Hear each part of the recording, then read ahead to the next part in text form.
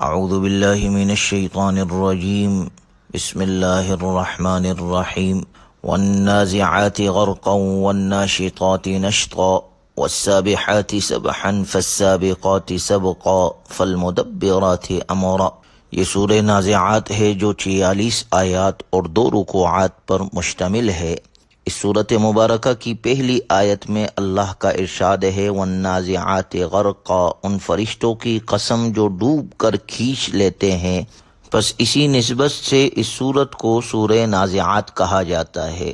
سورت مبارکہ کی ابتدا میں اصل لفظ صرف اتنا ہے کہ قسم ہے ان کی جو سختی سے کھینچتے ہیں، لیکن حضرت عبداللہ ابن عباس رضی اللہ تعالی عنہما نے اس کی تفسیر میں یہ فرمایا ہے کہ اس سے مراد روح قبض کرنے والے فرشتے ہیں جو کافروں کی روح کو سختی سے کھینچتے ہیں، اور جو مؤمنوں کی روح کو آسانی سے اس طرح کھینچ لیتے ہیں جیسے کوئی گرہ کھول دی ہو۔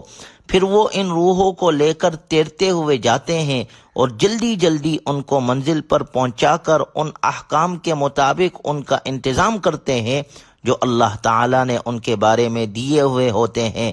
پہلی 4 آیتوں کا یہی مطلب ہے۔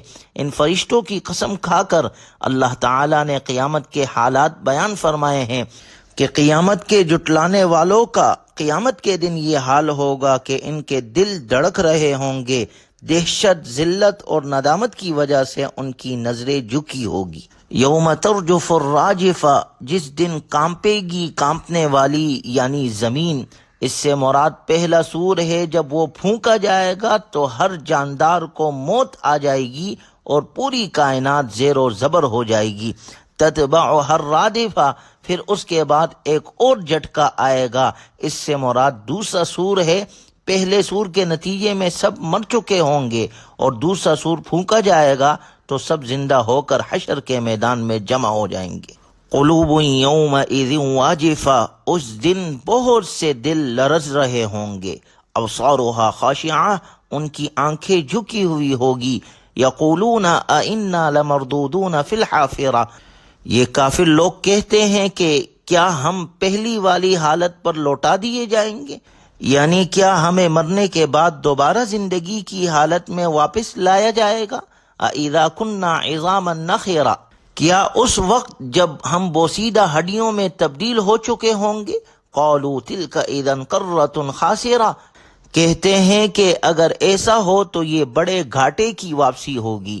مطلب یہ ہے کہ اگر ہمیں واقعی دوبارہ زندہ کیا گیا تو یہ ہمارے لیے گھاٹے کا سودا ہوگا، کیونکہ اس دوسری زندگی کے لیے ہم نے کوئی تیاری نہیں کر رکھی ہے۔ فَإِنَّمَا هِيَ زَجْرَةٌ وَاحِدَةٌ، حقیقت تو یہ ہے کہ وہ ایک زور کی آواز ہوگی۔ فَإِذَا هُمْ بِالسَّاهِرَةِ، جس کے بعد وہ اچانک ایک کھلے میدان میں ہوں گے، یعنی جب دوسری مرتبہ سور پھونکا جائے گا اس وقت بغیر کسی تاخیر کے، انتظار کے، ایک میدان میں سب کے سب جمع ہو جائیں گے جو حساب و کتاب کی جگہ ہوگی۔ اگلی آیات میں اللہ تبارک و تعالی نے موسیٰ علیہ السلام کا واقعہ ذکر فرمایا ہے۔ هل اتاک حدیث موسیٰ، کیا آپ کے پاس موسیٰ علیہ السلام کا قصہ پہنچا ہے؟ حضرت موسیٰ علیہ السلام بنی اسرائیل میں سے تھے اور ان کی پیدائش مصر میں ہوئی ہے۔ پھر فرعون کے محل میں پلے بڑے، جوان ہوئے۔ ایک اسرائیلی یعنی ان کی قوم کے آدمی اور قبطی فرعون کی قوم کے ایک فرد کے درمیان لڑائی ہو رہی تھی۔ حضرت موسیٰ علیہ السلام وہاں سے گزرے۔ جب ان کے قوم کے فرد نے ان سے مدد طلب کی تو موسیٰ علیہ السلام نے قبطی یعنی اس فرعونی کو ایک مکہ مارا جس سے وہ اپنی جان سے ہاتھ دھو بیٹھا، وہیں ڈیر ہو گیا۔ جب فرعونیوں کو پتہ چلا کہ فلاں شخص نے ہمارے آدمی کو مارا ہے، حضرت موسیٰ علیہ السلام کی تلاش میں لگ گئے اور ان کے قتل کے بارے میں مشورہ کرنے لگے۔ چنانچہ حضرت موسیٰ علیہ السلام اب مصر سے روانہ ہوئے، مدین گئے۔ وہاں جا کر حضرت شعیب علیہ السلام کی بیٹی سے ان کا نکاح ہوا۔ حضرت موسیٰ علیہ السلام نے میعاد کے مطابق 10 سال مدین میں گزارے اور پھر اپنی اہلیہ کو ساتھ لے کر مصر کی طرف روانہ ہوئے۔ سردی کی رات تھی، انہوں نے آگ دیکھی، اپنی بیوی سے کہا آپ یہیں پر ٹھہرو، میں ذرا آگ لے کر آتا ہوں۔ چنانچہ موسیٰ علیہ السلام اس میدان طویٰ میں پہنچے جس کا ذکر اللہ نے اس سورہ نازعات میں فرمایا، اذ ناداہ ربہ بالوادی المقدس طویٰ، جب اللہ تعالیٰ نے موسیٰ علیہ السلام کو اس مقدس وادی میں پکارا۔ اس وادی کا نام طویٰ ہے، جہاں سے آواز آئی تھی، اور وہ آواز اس حجاب ناری سے آ رہی تھی جو آگ کی شکل میں ظاہر ہوا تھا، مگر وہ آگ اس دنیا والی آگ نہیں تھی جو جلا ڈالے، بلکہ اس کی وجہ سے درختوں کے پتے اور زیادہ روشن اور سبز ہوتے تھے۔ جب موسیٰ علیہ السلام اس کے قریب پہنچے تو آواز آئی، انی انا ربک فاخلع علیک، اے موسیٰ علیہ السلام میں اللہ ہوں اور آپ اس مقدس وادی میں ہیں، اپنے جوتے اتار دیں۔ مقدس مقام پر جوتے اتار دینا ادب کے عین مطابق ہے۔ جس مقام پر جس قدر تجلیات الہی پڑتی ہے وہ مقام اس قدر مقدس ہے۔ غور کیا جائے تو بیت اللہ تجلیات ربانی کا سب سے بڑا مرکز ہے، لہٰذا وہ مقدس ترین جگہ ہے، اس کا مرتبہ سب سے بلند ہے۔ اسی طرح عام مسجدیں تجلیات الہی پڑھنے کی وجہ سے مقدس ہے، لہٰذا ان مقامات پر جوتوں سمیت جانا خلاف ادب ہے۔ یہی وجہ ہے کہ ایسی جگہوں پر جوتے اتار دینے کا حکم ہے۔ موسیٰ علیہ السلام کو بھی یہی حکم ہوا، اور اس موقع پر اللہ تبارک و تعالی نے موسیٰ علیہ السلام کو پیغمبری عطا کی، اور اس کے ساتھ حکم دیا، اذهب الى فرعون انه طغى، کہ فرعون کے پاس چلے جاؤ، اس نے بہت سرکشی اختیار کر رکھی ہے۔ فقل هل لك الى ان تزكى، اور اس سے کہو کیا تمہیں یہ خواہش ہے کہ تم سنور جاؤ، واهديك الى ربك فتخشى، اور یہ کہ میں تمہیں تمہارے پروردگار کا راستہ دکھاؤں تو تمہارے دل میں خوف پیدا ہو جائے۔ فَأَرَاهُ الْآيَةَ الْكُبْرَى، چنانچہ موسیٰ علیہ السلام نے اس کو بڑی زبردست نشانی دکھائی، یعنی وہ معجزہ دکھایا کہ ان کی لاٹھی سانپ بن گئی اور ان کا ہاتھ چمکنے لگا، جو موسیٰ علیہ السلام کے دو مشہور معجزات تھے، عصا اور ید بیضاء۔ جب موسیٰ علیہ السلام نے اسے یہ دونوں نشانیاں دکھائی، فَكَذَّبَ وَعَصَى، سو اس نے جھٹلایا اور نافرمانی میں لگا رہا۔ ثم ادبر یسعی، پھر اس نے پشت پھیر کر کوشش کرتے ہوئے سو اس نے جمع کیا۔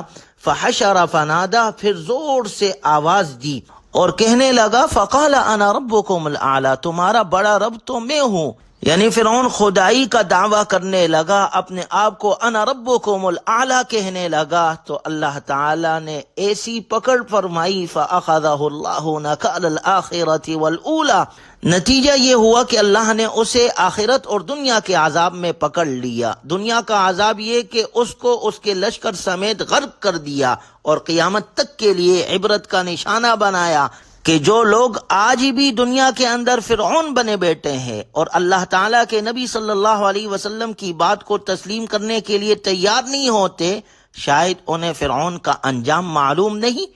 اس لیے آگے اللہ نے فرمایا، ان فی ذلک لعبرۃ لمن یخشی، حقیقت یہ ہے کہ اس واقعے میں اس شخص کے لیے بڑی عبرت ہے جو اللہ کا خوف دل میں رکھتا ہو۔ ایسے لوگ ایسے واقعات سے عبرت حاصل کرتے ہیں۔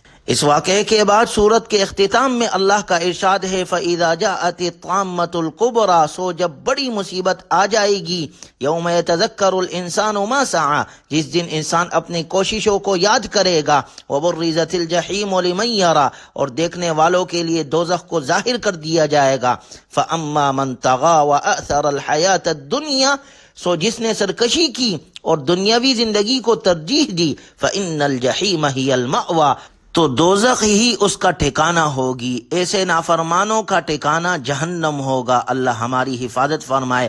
وَأَمَّا مَنْ خَافَ مَقَامَ رَبِّهِ وَنَهَى النَّفْسَ عَنِ الْهَوَىٰ، لیکن جو اپنے رب کے سامنے کھڑے ہونے سے خوف رکھتا رہا اور اپنے نفس کو بری خواہشات سے روکتا رہا، فَإِنَّ الْجَنَّةَ هِيَ الْمَأْوَىٰ، تو جنت ہی اس کا ٹھکانہ ہوگی۔ اللہ ہمیں جنت الفردوس نصیب فرمائے۔ یسألونک عن الساعۃ ایان مرساہا، یہ لوگ آپ سے قیامت کی گھڑی کے بارے میں پوچھتے ہیں کہ وہ کب واقع ہوگی، اس کے بیان کرنے سے آپ کا کیا تعلق؟ اس کا منتہائی علم صرف آپ کے رب کی طرف ہے۔ انما انت منذر من یخشاہا، آپ تو بس اس شخص کو ڈرانے والے ہیں جو اس سے ڈرتا ہو، وہ جس دن اس کو دیکھے گا ایسا معلوم ہوگا کہ گویا صرف ایک دن کے آخری حصے میں رہے ہو یا اس کے اول حصے میں، اللہ ہمیں قرآنی تعلیمات پر عمل کی توفیق نصیب فرمائے۔ وآخر دعوانا الحمدللہ رب